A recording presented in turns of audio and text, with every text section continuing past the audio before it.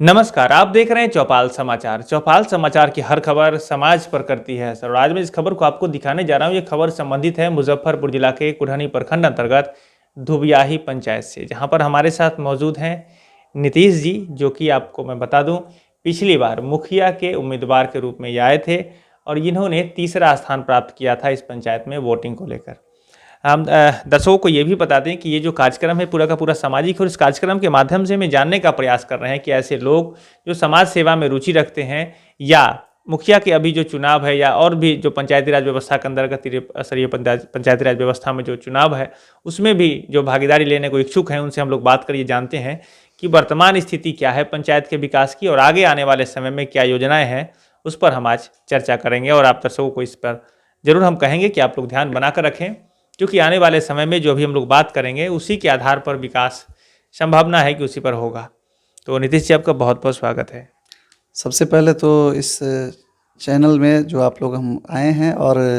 इस गोरैया दुबियाही पंचायत की जनता की आवाज़ जो आपने इस चैनल के माध्यम से उठाने की कोशिश की है, इसके लिए आप तमाम साथियों का मैं धन्यवाद देता हूं।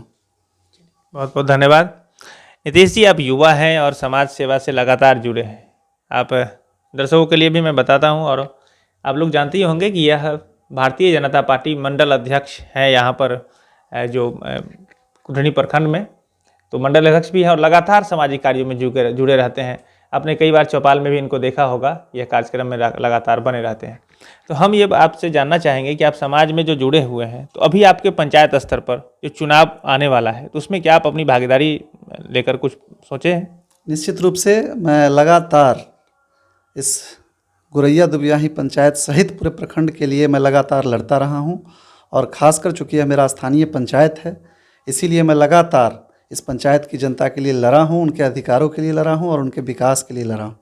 तो निश्चित रूप से मेरी भागीदारी होगी और मुझे पूर्ण विश्वास है कि इस पंचायत की जनता मुझे यह मौका निश्चित रूप से देगी। तो आप मुखिया के पद के रूप में आप आना चाहेंगे? जी बिल्कुल, मुखिया पद के लिए। चलिए नीतीश जी, हम आगे ये जानना चाहेंगे कि अभी तक 20 वर्षों में, खासकर पहले तो पंचायती राज व्यवस्था अपने यहाँ चलती थी, लेकिन 20 वर्षों में लगातार मुखिया जी का चुनाव हो रहा है, लोग आ रहे हैं, साथ ही साथ सरकार योजनाएं भी लेकर आ रही है। लेकिन आपके पंचायत में आपके विचार में कितना विकास हुआ है इन सारी योजनाओं के माध्यम से, वो बताएं। देखिए, ज़मीन पर विकास कम और व्यक्तिगत विकास ज़्यादा हुआ है। निश्चित रूप से जो भी वर्तमान या पूर्व के प्रतिनिधि रहे हैं उनका व्यक्तिगत विकास तो हुआ है, विकास बस इसी काम का हुआ है। और देखिए, जो मूलभूत जो कार्य हैं, सड़क है या फिर जो मुखिया का जो चुनाव होता है जिस चीज़ को लागू करने के लिए, वो कार्य तो कम या ज़्यादा सभी लोग करते हैं और करना पड़ता है, क्योंकि जब उस पद पर आप रहेंगे तो आपको करना पड़ेगा। तो काम हुआ है, लेकिन जितना होना चाहिए उतना नहीं हुआ है, पैसे का बंदरबाट हुआ है। जी, ये जो बात आपने कही, पैसे का बंदरबाट, भ्रष्टाचार की बात जो आपने कही, तो इसको लेकर क्या विशेष में हमारे दर्शकों को बताएं कि क्या आपको कोई ऐसी बातें नजर आई हैं जिसको लेकर आपको कहना चाहिए कि हाँ, समस्या आपको नजर आई हो? निश्चित रूप से जिस तरह से कोरोना महामारी आई, हमारा पूरा पंचायत क्या पूरा देश इसमें त्राहिमाम था, पूरा विश्व त्राहिमाम था। उसके बाद बाढ़ जैसी विभीषिका आई और बाढ़ जैसी विभीषिका में जिस तरह से सरकार ने आपदा प्रबंधन विभाग के तहत तमाम लोगों को जो बाढ़ से पीड़ित थे उनको राहत देने का काम किया था। और सरकार जो भी हो वो चाहती है कि हमारी जो भी योजनाएं हैं, जो भी जन कल्याणकारी योजनाएं हैं, वो जन जन तक पहुँचे। लेकिन स्थानीय जो जनप्रतिनिधि होते हैं वो कहीं ना कहीं पक्षपात करते हैं और पक्षपात करते हैं जिसके कारण आम जन तक वो सुविधाएं नहीं पहुंच पाती हैं। जैसा मैंने बाढ़ राहत में कहा, बाढ़ राहत को लेकर के जिस तरह से जो भी सिटिंग मुखिया थे, यहाँ नहीं हर जगह की बात हम करें और ख़ासकर इस पंचायत की बात है तो इस पंचायत की बात मैं कहता हूँ कि जो भी सिटिंग मुखिया हैं, वर्तमान मुखिया, उनके द्वारा एक अनुशंसा चला गया कि भाई इनको इनको इनको इनको चाहिए बाढ़ राहत। उसके बाद हमने मजबूती से एक, चूँकि मैं पार्टी का भी प्रतिनिधित्व कर रहा था और प्रखंड का भी प्रतिनिधित्व कर रहा था पार्टी के माध्यम से, तो मैंने मजबूती से इस आवाज़ को उठाई प्रखंड में और प्रखंड अनुश्रवण समिति की बैठक में नोडल पदाधिकारी के रूप में DCLR साहब थे, उसमें मजबूती से बात उठाई गई थी और उसमें यह निर्णय लिया गया कि अनुश्रवण समिति की बैठक पंचायत में भी हो, ताकि अनुश्रवण समिति की बैठक में जीते हुए और हारे हुए जनप्रतिनिधि बैठें और तमाम यानी आम जन को उसका फ़ायदा मिले। लेकिन अनुश्रवण समिति की बैठक हुई, इस बात से खुशी है कि अनुश्रवण समिति की बैठक तो हुई पिछले 15-20 साल में पहली बार पंचायत में मेरे कहने पर या मेरे आवाज़ उठाने पर, या और लोग भी आवाज़ उठाए थे। अनुश्रवण समिति की बैठक हुई, उसमें फैसला हुआ कि लोगों को मिले लाभ, लेकिन वो लाभ मिला नहीं और पक्षपात करके वर्तमान मुखिया के द्वारा उस सीट में जो अनुश्रवण पर हम लोगों ने साइन किया था उस सीट को बदला गया है और बदल करके डाटा ऑपरेटर से मिलीभगत करके उन लोगों ने पैसे का बंदर बांट किया है। जी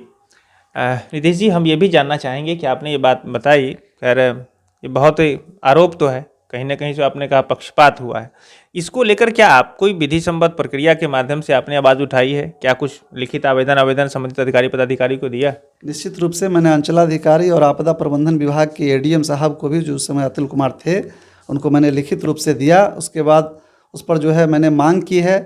कि जो भी सूची हमने अनुश्रवण के माध्यम से दिया था, जिस पर हमारा हस्ताक्षर है, वो सूची मुझको उपलब्ध कराई जाए और साथ ही जिन लोगों का पेमेंट हुआ है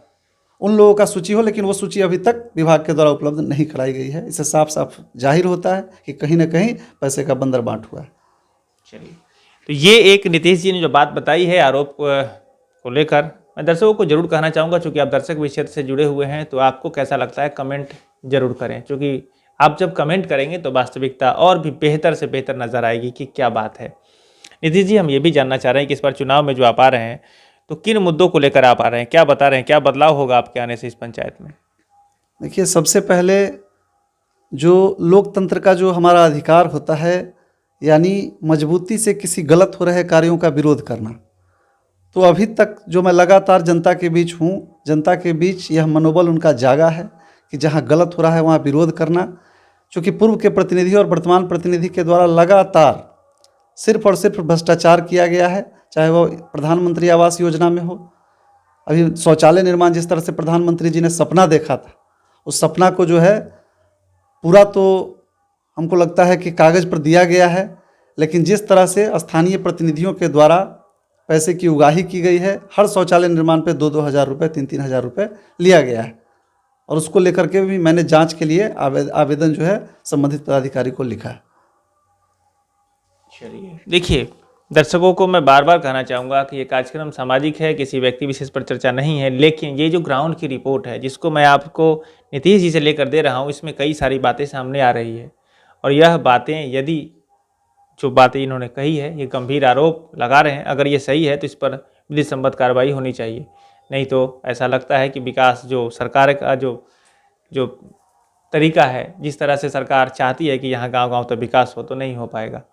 चलिए नितीश जी, हम उस पर नहीं आते। हम एक बात और आपको कहना चाहेंगे कि अभी आपका जो विज़न है, अभी तो आपने समस्या को बता ही दिया, हम चाहते हैं, चूँकि आप युवा हैं और समाज में लगातार सक्रिय रहते हैं, तो अभी और बेहतर करने को लेकर क्या आपकी योजना है, जिसमें कि हमारे दर्शक भी चूँकि आपके क्षेत्र से जुड़े हुए हैं, तो जाने आपको कि क्या योजना बना कर रखे हैं आगे आने वाले समय में, यदि आपको लोग सहयोग करते हैं, प्यार देते हैं तो? देखिए, सबसे पहले स्वास्थ्य के क्षेत्र में जिस तरह से इस पंचायत, चूँकि यह पंचायत कुढ़नी प्रखंड का सबसे